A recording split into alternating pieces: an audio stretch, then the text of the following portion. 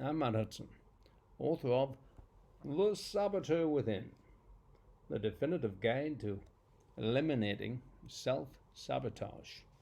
Now, speaking of self-sabotage, nail biting. Nail biting. Now you see, whoop, they're there. However, it didn't used to be there. Used to be a time when yeah, and maybe this is you. I've got a number of techniques that can allow this to pass. Hypnosis is a brilliant way too, but let's figure for a second, take the time. I spent 25 plus years noticing what drives habits and behaviours. Some of them are in my book, and a lot of them are within downloads on the website. But what specifically drives it? What keeps it going? And what I've discovered is a thing called emotional memory images, and they're stored inside the mind. So something triggers you. You're not conscious. When you start knowing, I've worked with some children who literally would know their fingers and then know their jumper, their garments. Literally. And you watch and they're unconscious. Now, if you're tuning in because you want to help your children be clear of it, I can guarantee slapping their fingers and saying, you're chewing does not help. You probably realize that. So what does help?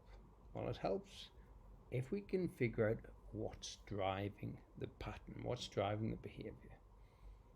So at some point, the child has had a stress response.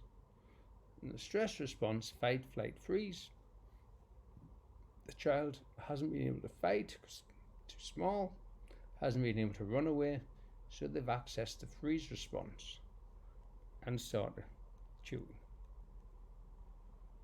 Now, that creates an emotional memory image which stays here inside the mind's eye.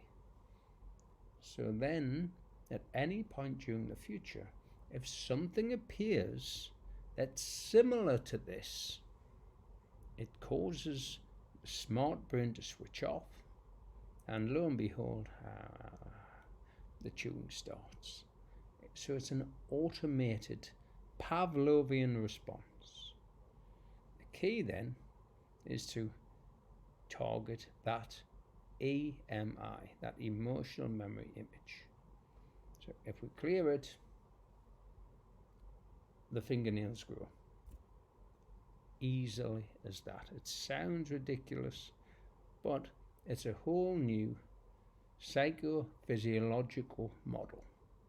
Psycho as in psyche, the mind, physiological, the body. So we're changing the thoughts so that we get a different response inside the body. And all we need to do is relax that entire system so that it can reset.